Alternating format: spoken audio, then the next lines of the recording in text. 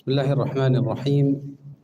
الحمد لله رب العالمين، أفضل الصلاة وأتم التسليم على نبينا محمد وعلى آله وصحابته أجمعين. سبحانك لا علم لنا إلا ما علمتنا إنك أنت العليم الحكيم، وبك اللهم نستعين.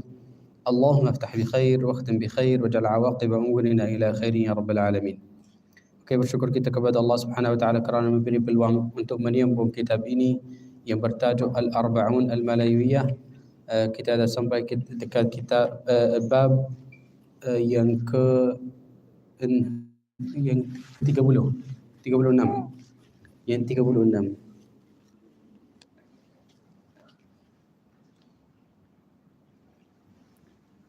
Saya ni ada bawa anak dan isteri. Isteri saya dia yang terjemahkan kitab ini. Nama dia ada penterjemah Ustazah Nur Jannah binti Hasman. Ya.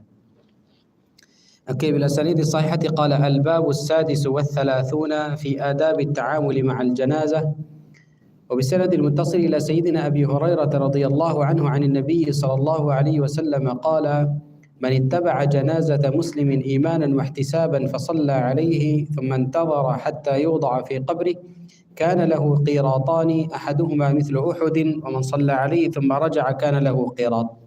حديث حسن صحيح رواه النسائي في سننه. وعن سيدنا سهل بن حنيف رضي الله عنه قال: مر على رسول الله صلى الله عليه وسلم بجنازة فقام فقيل له إنه يهودي فقال أليست نفسا، وفي رواية إن الموت فزع فإذا رأيتم الجنازة فقوموا. حديث حسن صحيح رواه النسائي. وعن سيدنا أبي هريرة رضي الله عنه قال: صلى رسول الله صلى الله عليه وسلم على جنازة فكبر عليها 4 ثم أتى القبر فحثى عليه من قبل رأسه 3. حديث صحيح رواه ابن ماجه في سننه.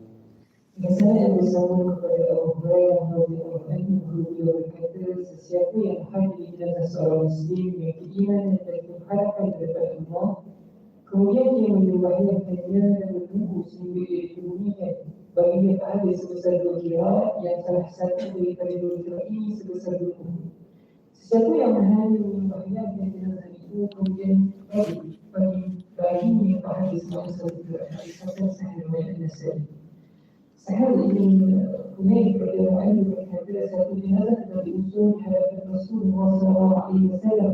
Baginda SAW membawa ketika jenazah itu lalu dikatakan kepada baginda, sesungguhnya itu adalah jenazah seorang Yahudi. Rasulullah SAW bersabda, bukankah dia tak jiwa seorang manusia? Dalam riwayat yang lain baginda menyebut sesungguhnya kematian itu adalah sesuatu yang menurunkan. Bila kamu melihat jenazah maka bangunlah untuk Abu Hurairah radhiyallahu anhu berkata, Rasulullah SAW menyebabkan jenazah baginda bertakbir sebanyak 4 kali. Kemudian baginda pergi berkumpulnya lalu menyebutnya dengan tangan di bahagian badan seperti salah satu di antara masyarakat kita adalah orang yang dia dah mati dah, betul tak? Dia ada berhak dan kena bermuamalah dengan yang baik bersama dia walaupun dia dah wafat. Contohnya kalau dia dah wafat kena ikut jenazah dia. Ini satu hak, especially atau khususnya kalau dia kawan kita. So maknanya at least ni hak yang terakhir di dalam hidup. Sebab sebelum ni selalu dia tolong kita, apa yang kita perlu dia cuba nak tolong kita atau bagi apa yang dia mampu. So maknanya ni hak yang terakhir yang kena bagi dekat dia. Dan tengok ni pahalanya. Sesiapa yang dia ikut satu jenazah tapi ada 2 syarat. Syarat yang pertama imanan, yang kedua wahtisaban. Kalau kita nak tengok ni macam hadis yang kita selalu dengar pada bulan Ramadan, man sama ramadana imanan wahtisaban, man qama lailatul qadri imanan wahtisaban. Okay? Ataupun man qama ramadana imanan wahtisaban. So kita diperlukan untuk faham atau memahami apa makna imanan wahtisaban. Imanan kita percaya ialah Allah Subhanahu wa taala akan membalas. Sebab kalau kita tak percaya mungkin tidak ada motivasi kepada kita untuk amalkan satu amalan yang soleh. Yang lagi satu qala wahtisaban, bukan kerana manusia, bukan kerana sesiapa, itu kerana Allah Subhanahu wa taala. So kalau terakhir sekali ada satu orang yang dia madahkan kita, atau dia pujikan kita atau tidak ada masalah. Sebab kita dah buatkan amalan itu kerana Allah Subhanahu Wa Taala. So kalau kita dah bawa dua syarat itu, baiklah kalau kita ikut jenazah itu. Tapi kalau kita ikut jenazah sebab kita nak menunjuk kepada orang manusia, tengok saya ikut kawan, ataupun nak pergi sebab saya rasa segan atau rasa malu kalau anak dia tak jumpa saya atau macam tu, tak. Kerana Allah kita ikut dia, sebenarnya thumman tadara, sebenarnya bukan yang ikut sahaja. Ramai orang dia pergi sampai tanah kuburan dekat pintu depan, lepas tu dia balik. Dia tak tunggu sampai mereka bumikan. Sebenarnya kena tunggu sampai mereka bumikan dia, baru kita akan dapat pahalanya. Apa dia kata? Kana lahu qiratan. Qirat itu sebenarnya satu bekas yang orang sebelum ni mereka akan letak di dalam dia letak di dalam dia makanan atau minuman dan sebagainya, panggil dia qirat. Tapi Rasulullah, sahabat dia fikir qirat itu yang kecil, satu bekas yang kecil. Tetapi Rasulullah dia kata bukan. Satu qirat macam Bukit Uhud. Kalau kita nak anggapkan berapa kebesaran Bukit Uhud, pergilah dekat umrah, naik kereta, cuba nak lalu belakang Bukit Uhud dan datang balik. Okey, pusing, satu pusingan. Dia akan ambil, kalau tidak jam, dia akan dalam 20 minit kalau bawa laju. 20 minit sampai setengah jam. Pusing sahaja. Ataupun buka. Nanti kalau habis ni, buka ni Google Map dan tengok Jabal Uhud berapa kebesaran dia. Tengok daripada atas. Sangat besar. Kita tengok di sini, sampai sana. Mungkin terakhir dia kita tak nampak. Ya. So, ni dia akan dapat 2 qirat. Tetapi kalau dia pergi masjid, solat kepada jenazah dan balik, dia tak ikut dia sampai tanah kuburan, so dia akan dapat 1 qirat. Okay? Walaupun berdasarkan mazhab Imam Syafi'i, solat kepada jenazah bukan yang dekat masjid. Tapi sekarang dekat masjid, betul tak? Kalau berdasarkan mazhab Imam Syafi'i yang benar-benar, yang betul, sebenarnya dekat tanah kuburan. Semua orang pergi dekat sana, solat dekat sana, bumikan dia dekat sana. Ini mazhab Imam Syafi'i. Tapi sekarang dah tukar sebenarnya. Wallahu a'lam. Ini hadis yang pertama. Yang kedua, untuk menghormat seorang yang dia dah wafat bukan yang dekat pada orang Islam sahaja. Tak, orang yang bukan Islam sama juga. Tengok masa yang satu jenazah orang Yahudi, dia nak lalu depan Rasulullah, Rasulullah berdiri. Rasulullah tak ikut, tak bawa, tetapi Rasulullah bangun. So mereka kata, Rasulullah ni orang Yahudi, bukan orang Islam. Dia kata, alaysat nafsa. Tengok Rasulullah dia pakai perkataan nafsa, yakni ruh. Sebab ruh itu daripada siapa? Daripada Allah Subhanahu Wa Taala. Sebenarnya dia tak menghormat badan orang manusia atau badan orang yang bukan Islam, tetapi dia nak menghormat ruh yang daripada Allah Subhanahu Wa Taala. Okay? Dia kata, awalaysat nafsa innal mauta faza'un. Ni hakikat atau boleh kata faedah daripada maut itu. Kita nak menghormat, kita nak respect, membesarkan perasaan itu di dalam hati. Sebab apa? Sebab kita nak dapat mau'izah. Tidak ada satu tazkirah atau satu mau'izah yang lebih kesan atau lebih lebih beri yakni faedah atau mau'izah kepada kita lebih pada maut. Maut itu kalau kita nampak atau pergi dekat tanah kuburan sahaja. Rasulullah dia buat benda itu. Setiap minggu Rasulullah dia pergi dekat tanah kuburan. Masuk dan dia menziarahi ahli al-Baqi'. Ziarah sahaja. Cuba kalau kita pergi 1 minggu sekali atau 1 bulan sekali. Pergi, kita akan rasa di dalam hati. Orang ini kita kenal. Orang ini kaya. Orang ini semua sama. Semua sama. Dan semua dia keluar daripada dunia dengan apa? Keluar daripada dunia ini dengan kain dan koton dan beberapa benda yang dia akan letak sahaja. Ada duit? Tak ada. Ada harta? Ada rumah? Kereta? Semua tak ada. Dia keluar dengan kain, koton. Itu saja. Okay? Ya. Wanzur ila man hawad dunya bi ajma'iha. Hal raha minha bi ghairi al-hinti wal kafani? Tengoklah pada orang, semua orang manusia dia keluar daripada dunia. Adakah seorang yang dia keluar daripada dunia kecuali dengan kain dan koton? Dia kata macam tu. Ya, wallah. Hadis yang terakhir di sini, kalau kita tak sempat, contoh, kalau kita tak sempat nak solat kepada jenazah atau ikut dia, Kita sempat sampai tanah kuburan sahaja. Okey, tak apa, jangan duduk macam tu. Cuba kalau kita nak tolong orang yang lain, walaupun kita ambil satu belah tangan daripada tanah dan kita runtuhkan. Okey, dan kita buat takbir, istighfar kepada orang yang dah mati. Wallahu a'lam. Naam. Benda yang terakhir yang saya nak ingatkan tentang jenazah itu, kalau kita menghadiri jenazah, cuba kita akan menutup aurat atau aib-aib orang yang dah mati. Jangan sebutkan aib-aib dia. Kenapa? Sebab pada waktu jenazah, sedang solat kepada jenazah, malaikat dia akan hadir. Bukan hadir sahaja, tapi dia akan jadi saksi.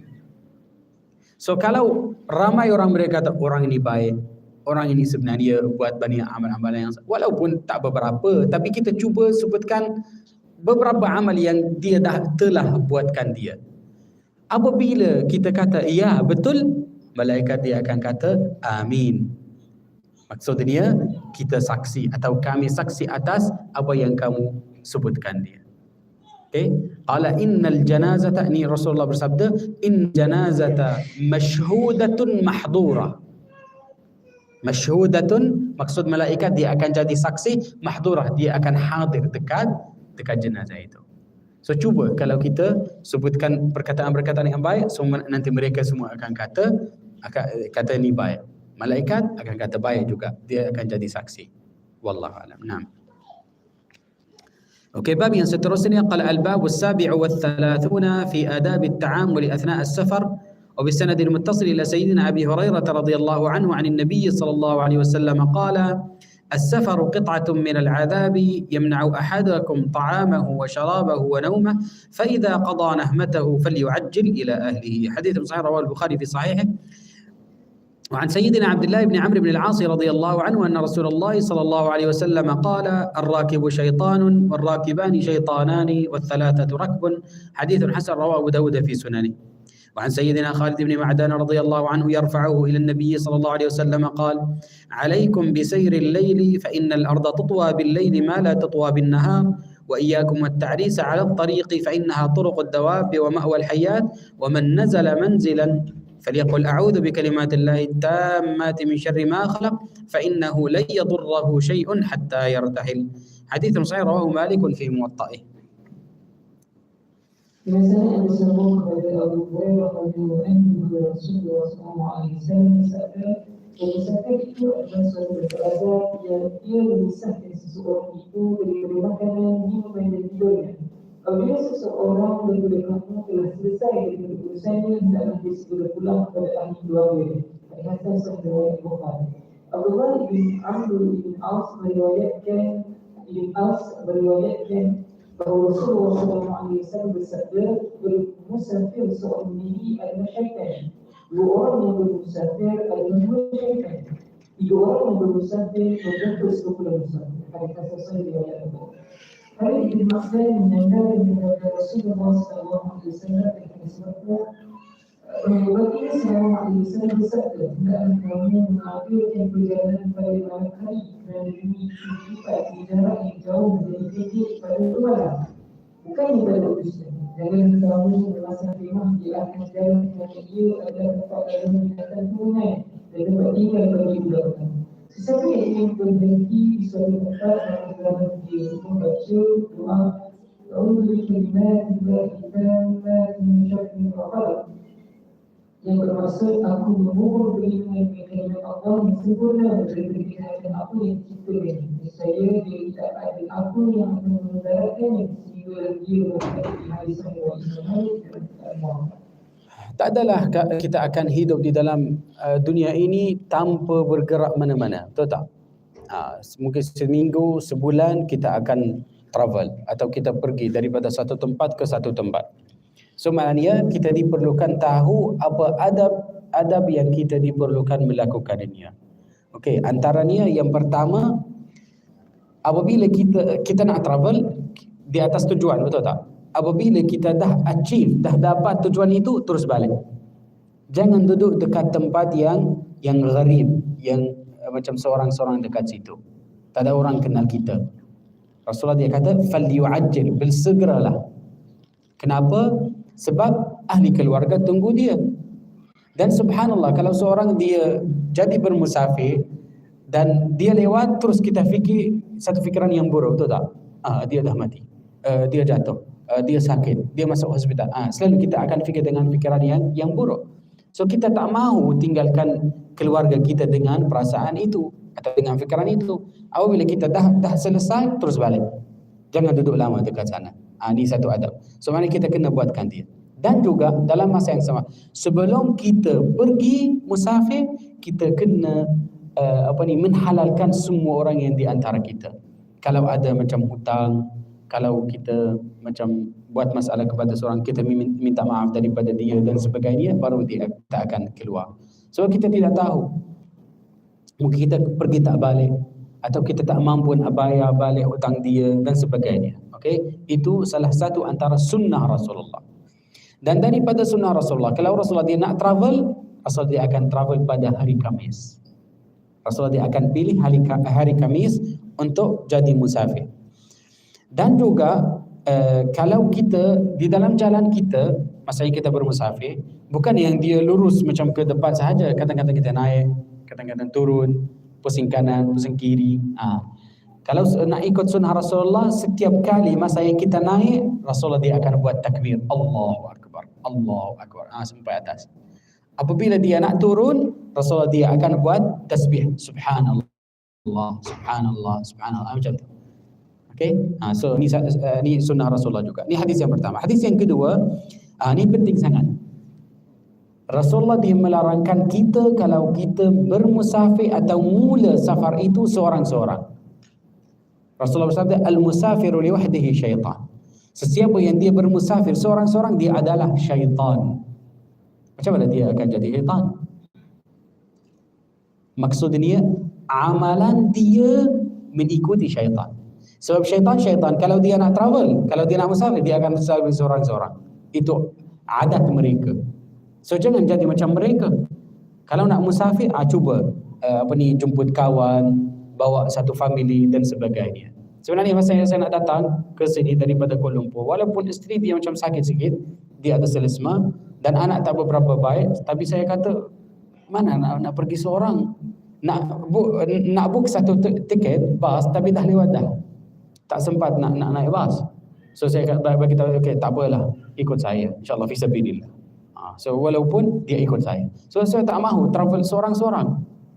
Okay, walaupun kalau kita nak tengok dekat keadaan zaman kita sekarang, kereta macam baik, ada banyak RNA, ada kecemasan, bila-bila mana-mana yang kita ada masalah, dia akan tolong kita, ada phone dan sebagainya. Tapi at least kita tak mahu fail, atau kita tak mahu jatuh dengan hadis ini.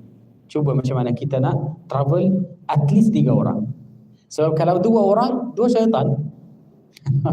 So maknanya kena minimum 3. Cuba. Kalau tak dapat, tak apa, kita naik bas dengan satu jemaah yang banyak. Okay? Wallahu a'lam. Hadis yang ketiga ni, Rasulullah, ini yang saya bagi tahu sebelum zuhur, kita akan jaga kereta itu. Kereta yang kita naik dia kena jaga. Kalau kita nak musafir, cuba kalau awal hari atau lepas asar. Dia tak panas sangat, nanti macam kereta atau kenderaan dia tak bermasalah kepada kita. Dan juga cuba kalau kita bermusafir pada waktu malam. Kenapa? So Rasul dia kata jarak dia akan terlipat. Dia sama kalau 200 km, mana 200 km. Tapi maksudnya bukan, kalau kita nak ikut hakikatnya, zahir dia bukan majaz. Kalau kita nak zahir dia, kita akan kata 200, dia akan jadi 190. Kalau kita nak ikut hakikat apa yang Rasulullah sebutnya. Tapi ulama kita mereka faham daripada perkataan ni, kita tak rasa panjang. Kita tak rasa dia macam lama sampai dekat tempat kita sana. Sebab kalau waktu siang, kita tengok, benda yang sama, jalan yang sama. Tapi kalau gelap, kita tak nampak, kita rasa laju. Dan pada waktu malam, kita suka bersembang. Tapi kalau dekat siang, macam tu. So maknanya kalau dekat waktu, dia lagi selesa kepada kita, itu maksudnya tutwa, dia macam terlibat. Kita tak rasa, tiba-tiba oh dah sampai ke, tengok oh dah 2 jam. Jarak yang sama, masa yang sama, tapi perasaan dia dia macam rasa tak lama. Ni iyakum at-ta'ris, saya dah bagi tahu. Dan wa man nazala manzilan, sesiapa yang dia ada sampai dekat satu tempat yang baru, cuba dia akan sebut dengan a'udzu bi kalimatillahi tammati min syarri ma khalaq. Sebab kita tidak tahu. Kalau orang yang duduk dekat sana, dia tahu mana tempat yang bahaya, mana tempat, kalau bila benda-benda yang bahaya akan datang. Tapi kalau kita datang ke tempat yang baru, kita tidak tahu. Sebenarnya kita diperlukan untuk jaga diri sendiri dengan zikir yang ada di sini. A'udzu bi kalimatillahi tammati min syarri ma khalaq. Nah. Ni pengajaran nombor 3 ni doa untuk dukhulul baldah. Kalau kita masuk satu kampung atau satu bandar, lebih baik kalau kita sebutkan doa yang di sini. Allahumma rabbas samawati sab'i wa ma adlal, wa rabbal aradina sab'i wa ma aqlal, wa rabbas syayatin wa ma adlal, wa rabbihi wa ma daran, as'aluka khaira hadhihi al-qaryah. Kita minta daripada Allah Subhanahu wa taala akan beri kita semua kebaikan daripada kampung ini. Wa khaira ma fi wa khaira ahliha wa khaira ma fiha. Semua kebaikan daripada ahli kampung itu, daripada hasil mereka, ya Allah kita minta. Apa yang keburukan, min syarriha, syarri ahliha, syarri ma fiha, kita minta perlindungan daripada Allah Subhanahu wa taala. Okey? Nah. Okey, bab yang seterusnya, qala al-bab ats-tsamin wa ats-tsalatsuna min adab at-ta'amuli ar-rifq fi kulli syai'. وبسند المتصل إلى سيدتنا عائشة رضي الله عنها أن رسول الله صلى الله عليه وسلم قال لها يا عائشة ارفقي فإن الله إذا أراد بأهل بيت خيرا دلهم على باب الرفق. حديث صحيح رواه أحمد في مسنده، وعنها رضي الله عنها أن رسول الله صلى الله عليه وسلم قال يا عائشة إن الله رفيق يحب الرفق ويعطي على الرفق ما لا يعطي على العنف وما لا يعطي على ما سواه. حديث صحيح رواه مسلم في صحيح عن سيدنا عائذ بن عمرو رضي الله عنه أنه دخل على عبيد الله بن زياد وكان والي العراق فقال له أي بني إني سمعت رسول الله صلى الله عليه وسلم يقول إن شر الرعاء الحطمة فإياك أن تكون منهم. حديث صحيح رواه مسلم في صحيحه.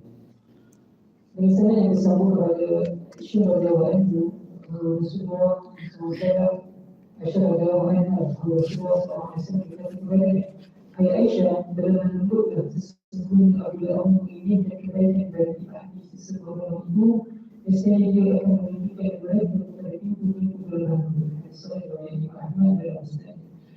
Aisyah radhiyallahu anha meriwayatkan bahawa Rasulullah SAW bersabda kepada Aisyah, sesungguhnya Allah itu bersifat yang lembut dan segera kemudian dia memberikan kepada aku yang dibuat dengan malu, aku yang tidak diberikannya kepada aku yang dibuat dengan kekerasan, atau aku yang dibuat dengan senang. Hadis saya dari Muslim.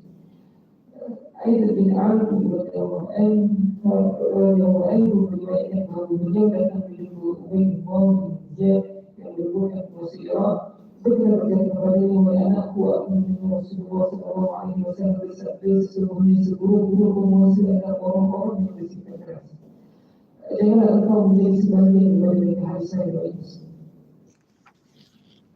Okey, bab ini 38 dan apa yang seterusnya 39 dan 40.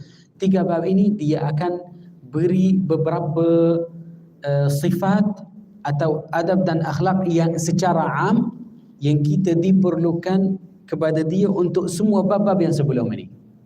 Contohnya macam adab-adab atau akhlak-akhlak dengan isteri, dengan anak, dengan Rasulullah, dengan Allah Subhanahu wa taala, dan semua ini kita diperlukan untuk sifat berlibat lembut. Kalau hati dia keras, susah dia nak beri akhlak yang baik. Sebab di dalam bahasa Arab kita ada satu kaedah. Di dalam culture orang Arab dia kata faqidus syai'i la yu'ti. Sesiapa yang dia tak mempunyai akhlak atau sifat itu, mana dia akan beri sifat yang sama. Contohnya, kalau saya tak ada duit, boleh beri duit. Saya fakir, mana ada duit. Dan kalau saya tak ada air, boleh bagi air kepada orang yang lain. Tak ada. Akhlak yang sama. Kalau kita tak mempunyai akhlak atau adab itu, mana kita akan amalkan dia, membuatkan dia kepada orang yang lain. So ni sebenarnya sifat berlemah lembut, kita macam hati kita lembut. Apa akhlak yang baik, adab yang baik, sifat yang baik, kita boleh observe. Dia akan terima. Tapi kalau dia keras, ni tak mahu. Ni tak beberapa okey. Ni so dia akan tolak. Terakhir sekali hati dia masih keras. Tengok ni hadis yang pertama. Rasulullah dia beri wasiat kepada Sayyidatuna Aisyah. Ya Aisyah turfuqi. Dia beri kepada dia, janganlah jadi satu karakter yang keras. Itu tak baik sebenarnya. Fa inna Allah idza arada bi ahli baitin khairan dalla. Kalau Allah Subhanahu wa taala mahu baik kebaikan kepada satu rumah, satu keluarga, Allah akan membawa mereka, menuju mereka kepada sifat berlemah lembut. Tapi kalau Allah tak mahu khair, tak mahu kebaikan kepada mereka, so Allah tak ajari mereka atau tak bagi tahu mereka macam mana sifat berlemah lembut. Okey, sekarang soalannya, apa maksud ar-rifq? Atau apa maksud sifat berlemah lembut? Apa yang kita faham? Macam mana kita nak buatkan hati kita lembut? Betul tak? Susah nak terangkan dia, betul tak? Ni dekat pengajaran nombor 3. Seorang dia tanya Al-Imam Al-Thawri, ya Imam, apa ni ar-rifq, berlemah lembut? Dia kata, huwa an tada'al umura mawadhi'aha. Okey, boleh baca? Boleh baca ni pengajaran nombor 3?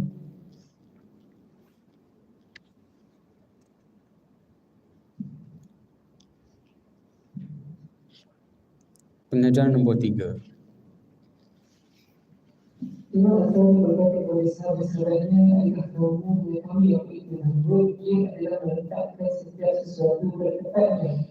Kekerasan pada tempatnya, kelembutan pada tempatnya, pedang pada tempatnya, dan cambuk pada tempatnya. Ya, setiap sesuatu, setiap benda letak dia dekat tempat dia yang benar.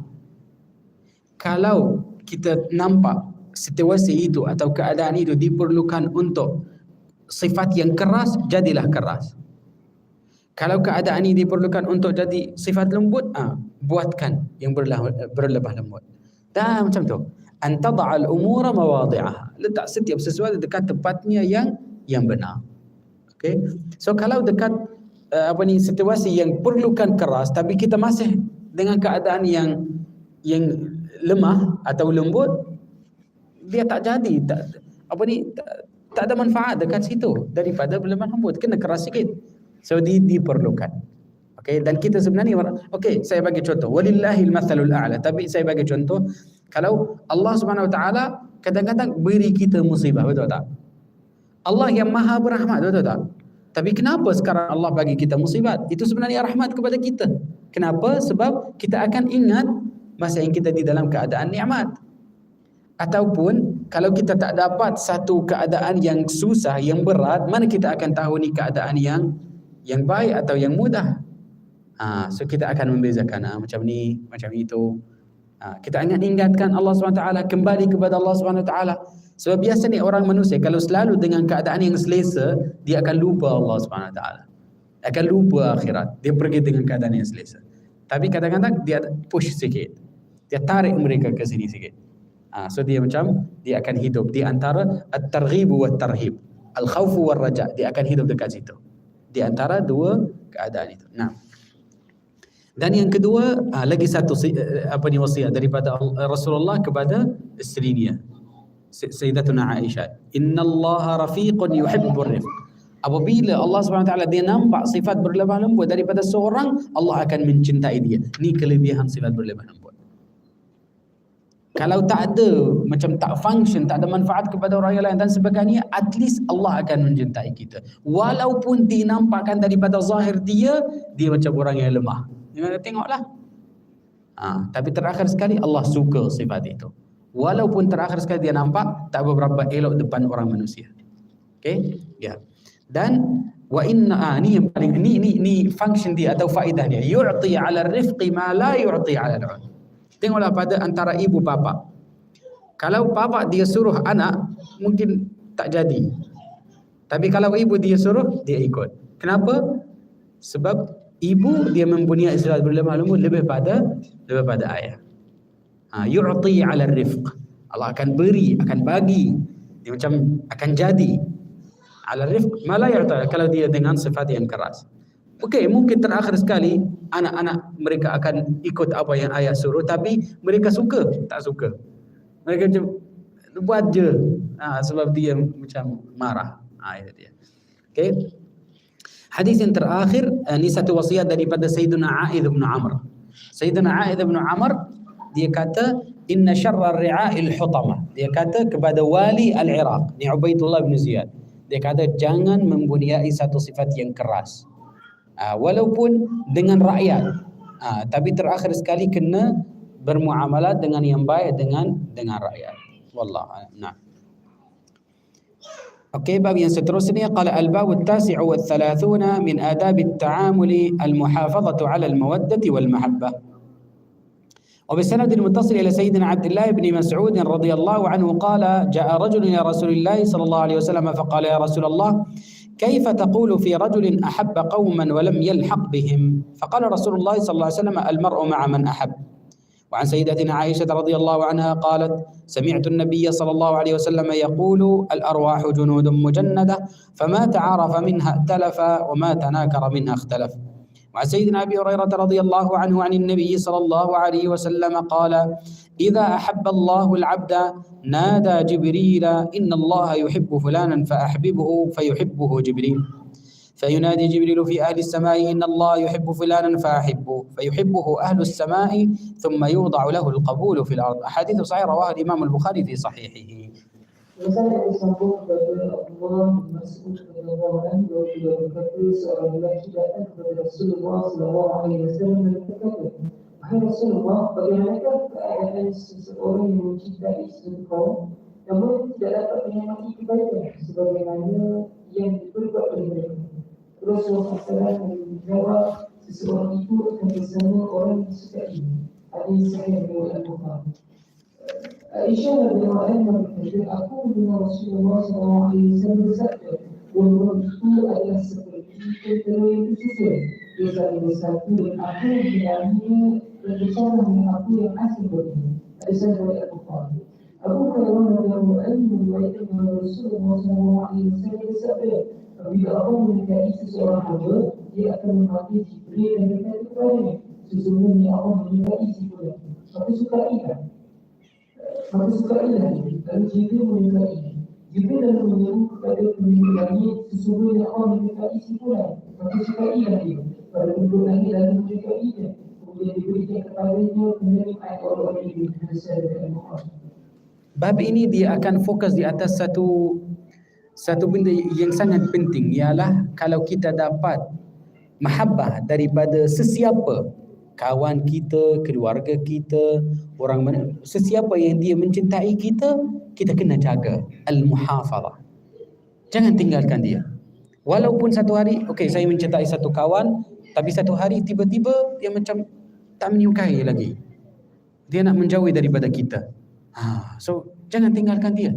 Tak apa, pergi walaupun susah kepada kita, tapi tak apa, pergi dekat dia, cuba beri salam, tanya dia kenapa, ada masalah ke? Contoh. Sebab yang sebelum ni kita merajuk, tapi dia masih datang kepada kita. So kita kena jaga.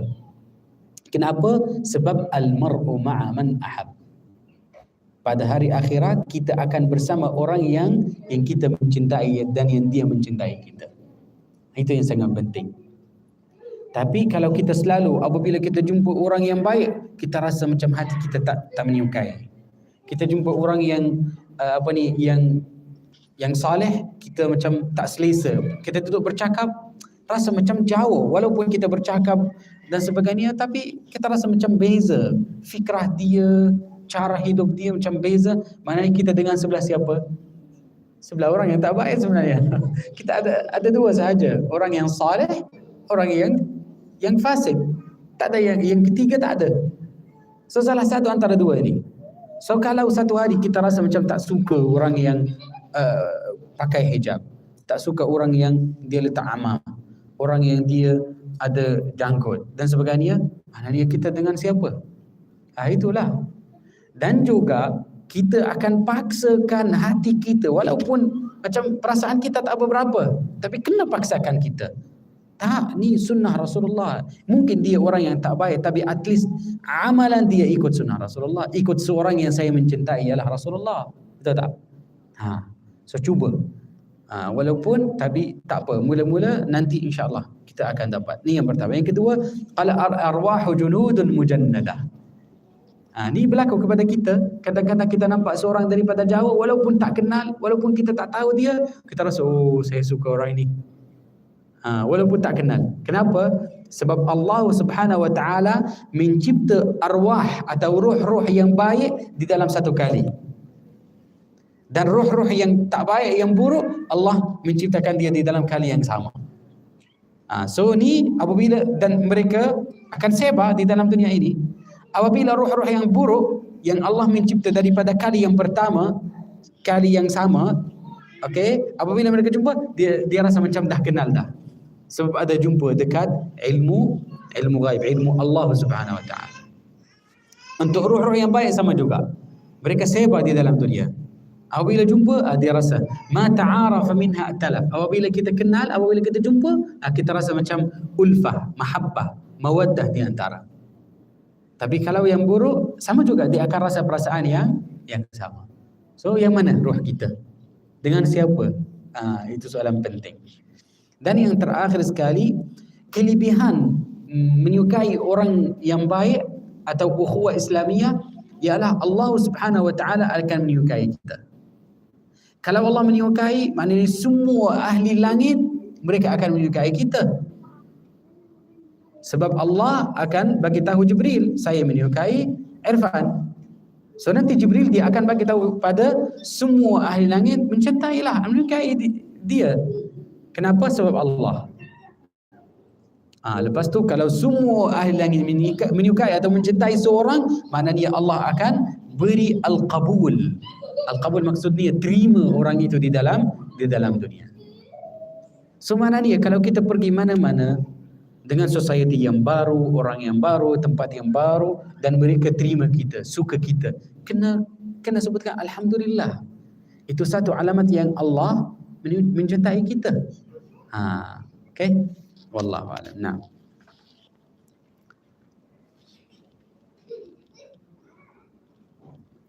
Okay, bab yang terakhir, qala al-babul arba'una jima'u adabil khair. وبالسند المتصل إلى سيدنا أبي هريرة رضي الله عنه قال رسول الله صلى الله عليه وسلم من كان يؤمن بالله واليوم الآخر فليقل خيرا أو ليصمت. حديث صحيح رواه البخاري في صحيحه. وعنه رضي الله عنه قال رسول الله صلى الله عليه وسلم من حسن إسلام المرء تركه ما لا يعنيه. حديث صحيح رواه الترمذي في سننه. وعنه رضي الله عنه أن رجلا قال للنبي صلى الله عليه وسلم أوصني قال لا تغضب فردد مرارا قال لا تغضب. حديث صحيح رواه البخاري في صحيحه. وعن سيدنا أنس بن مالك رضي الله عنه عن النبي صلى الله عليه وسلم قال لا يؤمن أحدكم حتى يحب لأخيه ما يحب لنفسه. حديث صحيح رواه مسلم في صحيحه. Dengan sanad yang disambung dari Abu Hurairah radhiyallahu anhu dari Rasulullah sallallahu alaihi wasallam bersabda, sesiapa yang beriman kepada Allah dan hari akhirat, hendaklah dia berkata yang benar atau berjanji dari saya yang utama. Abu Hurairah radhiyallahu anhu juga meriwayatkan bahawa Rasulullah sallallahu alaihi wasallam bersabda, antara kesempurnaan Islam seorang itu adalah dia meninggalkan apa yang tidak bermakna baginya. Hadis riwayat Tirmizi, riwayat Hasan al-Bukhari.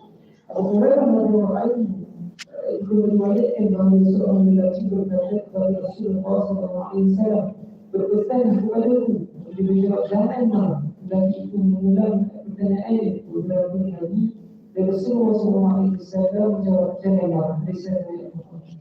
Anas bin Malik radhiyallahu anhu meriwayatkan bahawa Rasulullah sallallahu alaihi wasallam bersabda, tidak beriman seseorang di antara kamu sehingga dia menyukai bagi saudaranya apa yang disukai bagi diri. Hadis riwayat Muslim. Bab yang terakhir ini saya ada bawa satu pandangan daripada Al-Imam Ibn Abi Zaid Al-Qirawani. Ini pengajaran nombor 1. Dia kata 4 hadis ini dia dah kumpul semua akhlak-akhlak yang baik. Kalau kita tak mampu kalau kita tak mampu nak buat 39 bab yang sebelum ni, tak tahu berapa hadis, banyak dah lebih pada 100 hadis. Jangan tinggalkan bab yang terakhir ni. Empat hadis ini dia dah kumpul semua adabul khair. Dan siapa yang dia bawa pandangan itu, Al-Imam Nawawi. Imam Nawawi dia bersetuju dengan pandangan Al-Imam Abi Zaid Al-Qirawani. Dia kata empat hadis ni dia dah kumpul semua akhlak-akhlak yang baik. Apa yang empat hadis? Hadis yang pertama, falyaqul khairan aw liyasmut. Apabila kita nak cakap, fikirlah. Perkataan itu dia akan keluar daripada mulut ini. Ada faedah? Ada kebaikan kepada kita atau tidak? Kalau ada kebaikan, baru lepaskan dia. Kalau tak, tahan. Mungkin dia akan memudarat seorang yang lain. Mungkin dia akan membawa benci kepada kita dan sebagainya. Ini yang pertama. Yang kedua, qala tarkuhu ma la yani. Tinggalkanlah semua perkara, semua berita, semua benda yang tak berkait dengan diri ini. Okey, macam seorang dia datang dia kata apa pandangan ustaz tentang macam Donald Trump. Apa kaitan dengan saya? Orang kafir, saya orang Islam. Dia duduk dekat US sana jauh, dia duduk dekat Malaysia. Apa faedah kalau saya nak bagi pandangan saya? Contoh. Dia nak tanya tentang satu ustaz. Okey, moga Allah berjayakan dia. Tak ada faedah. Tarkuhu mala, tinggalkan semua perkara yang tak berkait dengan diri ini. Okey? Tetapi ada beberapa orang yang dia akan campurkan di antara apa yang saya bagi tahu tadi dengan benda yang lain, ialah yang berkait dengan agama. Semua benda yang berkait dengan agama dia berkait dengan diri sendiri. Contohnya, kita nampak seorang yang berdosa. Itu tarkuhu mala yani kita akan tinggalkan dia? Tak. Kita akan beri nasihat. Amar bil ma'ruf nahi 'anil munkar. Jangan itu yakni ini dia akan berkait dengan diri saya. Jangan kata ni orang saya tak kenal, tak mahu. Tak boleh. Ataupun kita nampak satu benda yang tak elok, macam bercampur di antara lelaki perempuan. At least kita cakap. Mungkin benda itu tak tukar, tapi at least kena cakap. Janganlah. Atau jaga jaraklah. Ataupun tak boleh duduk rapat-rapat. Cakap apa-apa, jangan lalu macam tu. Kenapa? Sebab nanti Allah akan tanya. Nanti kalau kita tinggalkan amar bil ma'ruf dan nahi 'anil munkar, apa beza di antara kita dan orang Yahudi dan Nasrani? Tak ada beza. Orang Yahudi dan Nasrani mereka tak applykan amar bil ma'ruf dan nahi 'anil munkar. Okey, ini yang ketiga. Ini yang kedua. Yang ketiga, qala la taghdab, jangan marah. Qala faraddada miraran, dia ulang tanya soalan. Apa lagi ya Rasulullah? Apa lagi dia kata la taghdab, jangan marah. Itu penting. Kenapa? Sebab kalau marah, semua benda yang buruk akan datang. Sebab akal kita dah tutup. Okey? Tak fikir. Nanti kita akan buat apa yang nafsu kita mahu. Yang terakhir sekali, hatta yuhibba li akhihi. Ini yang paling susah. Mana kita akan menyukai satu benda yang kita mempunyai dia kepada ukhuwah Islamiyah, kepada orang yang lain, orang Islam yang lain. Macam mana? Saya dah berusaha, dia akan kata macam tu. Saya dah berusaha, saya dah rajin, dah semangat. Saya fikir, saya belajar banyak kali, jaga malam, pergi kelas. Setiap kali saya datang, tanya ustaz, tanya cikgu, tanya lecturer. Terakhir sekali, saya kumpul maklumat itu. Nak beri dia macam tu kepada kawan? Atau beri macam tu kepada orang yang lain? Susahlah nak bagi. Betul tak? Susah. Tapi kalau kita mahu jadi orang yang mulia atau orang yang mempunyai akhlak yang mulia, kena applykan dia. Ini yang keempat. Walaupun susah. Mula-mula dia susah. Tapi nanti insya-Allah dia akan jadi biasa. Okey? Yuhibbu li akhi. Dia akan menyukai kepada orang Islam apa dia menyukai kepada diri sendiri. Kalau kita mahu kepada orang yang lain dia jadi orang alim, atau kepada diri sendiri jadi orang alim, sama juga. Kita harap kalau semua orang manusia dia mempunyai akhlak yang baik atau jadi alim. Macam Imam Syafi'i, dia kata, "Tamannaitu law anna hadzal ilma kullahu lin-nas wa laysa li minhu syai'." Imam Syafi'i dia berharap kalau ilmu dia bagi kepada semua orang manusia dan dia dapat kosong. Tak ada masalah. Kenapa? Sebab dia nak beri manfaat kepada semua orang manusia. Walaupun diri dia macam jahil, dia tak ada masalah. Okey, wallahu a'lam. Itu alhamdulillah kita ada sampai dekat bab yang terakhir, dah selesai kitab ini. Kalau kita nampak dekat bab yang terakhir ni dia mempunyai 4 hadis, bukan 3, betul tak? Tetapi bab yang pertama dia ada 2 hadis saja, bukan 3. Sebenarnya jumlah hadis-hadis yang kita ada baca pada kitab ini 120 hadis. Saya bawa dia daripada bukan daripada macam Sahih Bukhari atau Sahih Muslim, tak. Saya cuba campurkan daripada semua kitab-kitab sunnah. Saya ada sebutkan dia dekat muka surat 133, daripada Sahih Bukhari, Al-Hakim, At-Tabari, At-Tayalisi, semua Al-Kutub As-Sittah, boleh kata Al-Kutub At-Tis'ah. Muwatta' Imam Malik ada, Musnad Imam Ahmad ada, semua buku kitab-kitab sunnah saya bawa hadis-hadis dia daripada dia. Semua hadis yang kita ada dengar adalah hadis sahih atau hadis hasan. Tidak ada satu hadis dhaif di dalam kitab ini, alhamdulillah. Okey, dengan ini kita terus mula dengan majlis ijazah.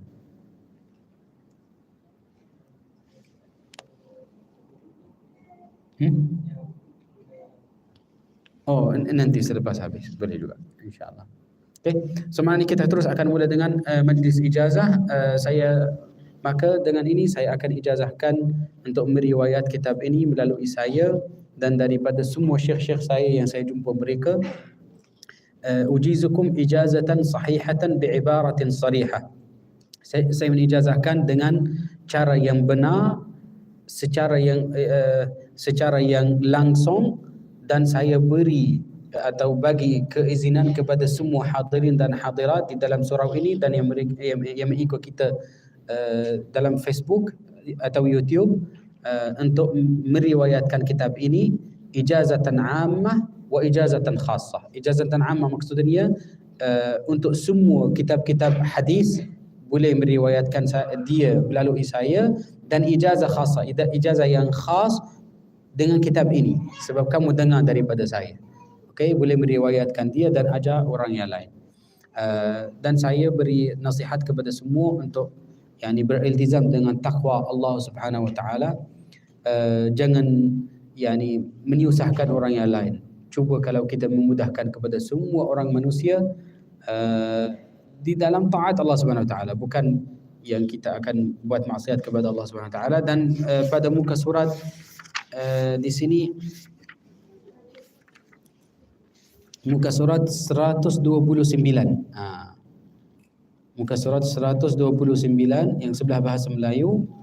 Di sini saya ada tulis beberapa nasihat kepada pelajar atau murid yang mereka dengar kitab ini daripada saya, dan saya akan ijazah secara menulis. Saya dah tulis ijazah ni, so diperlukan untuk isi nama sahaja. Isi nama dekat situ, nanti insya-Allah Syekh Irfan dia akan cop dekat sebelah nama. Dan kalau dah tulis nama dan cop bagi dekat saya akan sign dekat depan. Insya-Allah. Okey, itu sahaja untuk majlis kita pada hari ini. Terima kasih banyak, jazakumullahu khairan. Saya minta maaf atas bahasa saya tak berapa lancar dan juga minta maaf kalau rasa bosan atau rasa macam tak aktif. Tak apa, ilmu macam tu, dia keras, perlukan sabar. Tapi alhamdulillah saya tak nampak sesiapa yang dia mengatuk semua. Alhamdulillah dia ikut saya. Alhamdulillah, itu nikmat. Okey, alhamdulillah. Itu sahaja. Terima kasih banyak. Jazakumullahu khairan. Subhanakallah bihamdik, nasyhadu an la ilaha illa anta, astaghfiruka wa natubu ilaik. Allahumma ij'al ijtima'ana hadha ijtima'an marhuma wa tafarruqana min ba'dihi mubarakan maymuna. Allahumma wa la taj'al ma'ana wa la fina wa la minna shaqiyya wa la mahruma. واجعل الحياة زيادة لنا من كل خير والموت راحة لنا من كل شر والفوز بالجنة والنجاة من النار. اللهم اغفر لآبائنا وأمهاتنا وارحمهم كما ربونا صغارا، واغفر لمشايخنا ولأساتذتنا ولأصحاب الحقوق علينا ومن أوصانا ومن أسدى إلينا معروفا، إنك مولانا أنت أكرم الأكرمين. ربنا آتنا في الدنيا حسنة وفي الآخرة حسنة وقنا عذاب النار. وصلى اللهم وسلم على محمد وعلى آله وصحبه أجمعين، والحمد لله رب العالمين.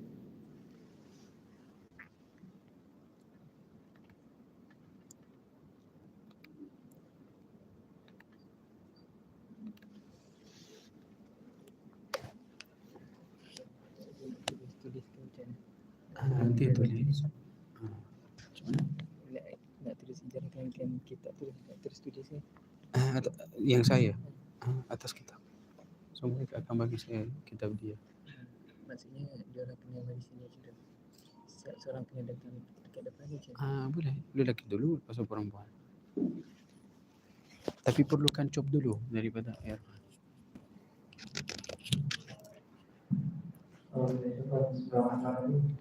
Alhamdulillah kita selesai jadi untuk kita nak bertulis, insyaAllah kita mulakan dengan beratus dulu dan kita tampil ke hadapan dan buka kitab tu pada surat 129 kalau yang lain, kalau yang Arab yang belakang. Jadi kita berada nanti sama dengan sistem lah, insyaAllah boleh berlalu.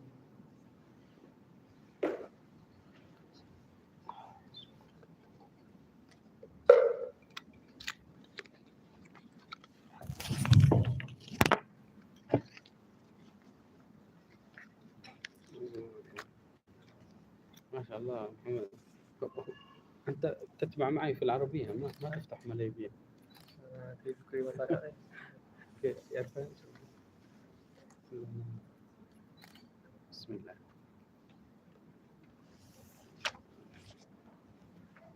أكتب لك بالعربية أو بالملايبية؟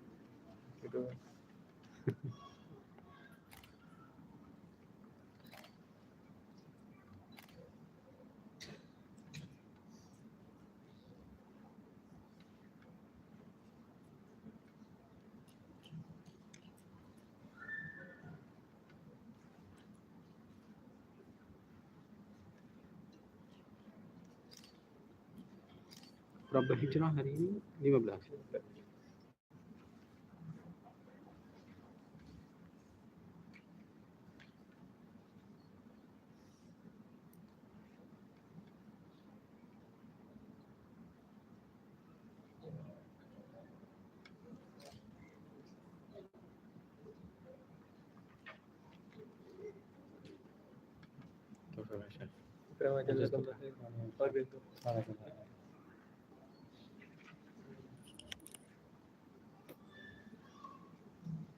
Oh, yang bahasa Arab.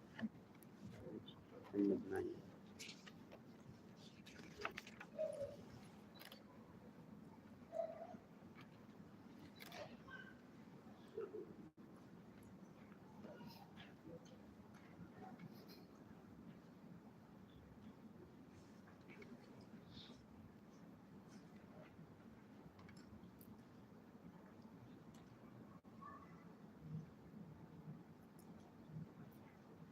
Nah ini Arkom.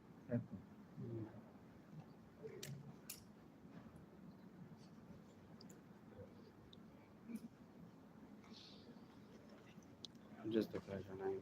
Okay.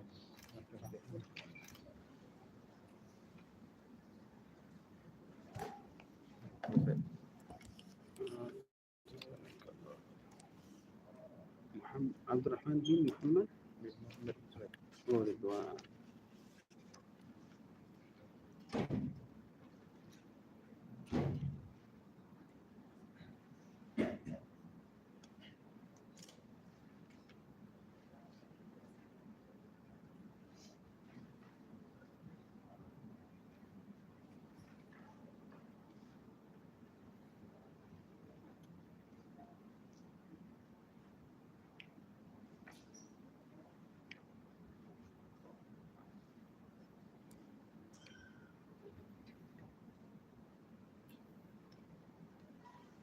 تفضل يا عبد الرحمن، أنجزتك برواية هذا الكتاب.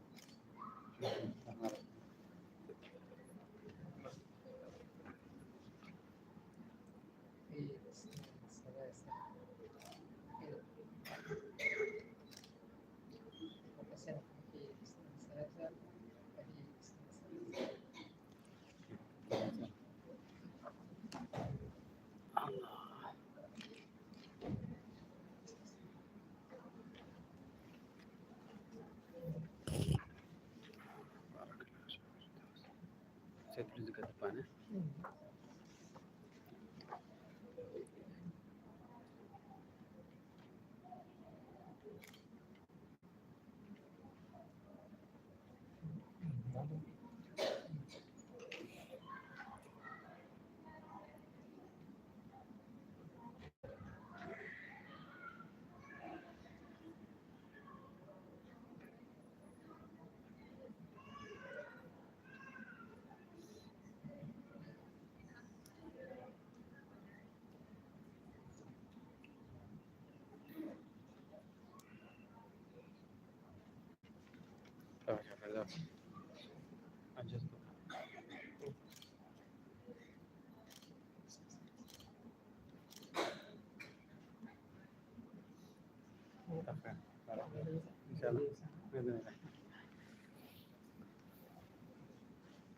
Syekh Irfan, jazakallahu khairan Syekh Irfan.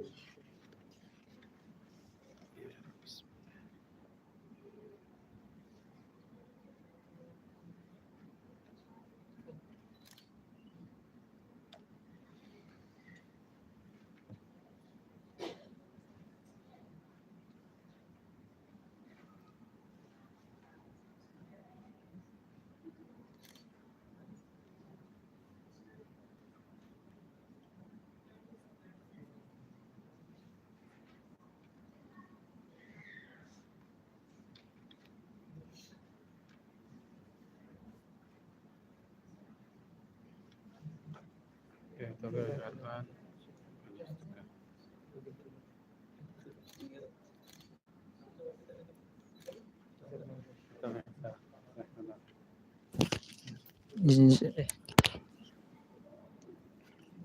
InsyaAllah kita teruskan dengan sisi boleh datang ke salah-salah. Atau bawa buku ini ke sama kalau Oh, anak-anak. Mengumpulkan je lah buku dan kitab. kalau rasa malu Kalau rasa malu, kalau buku kitab, kalau tak malu kan. Nak jaga gambar dengan Ustaz. Apa?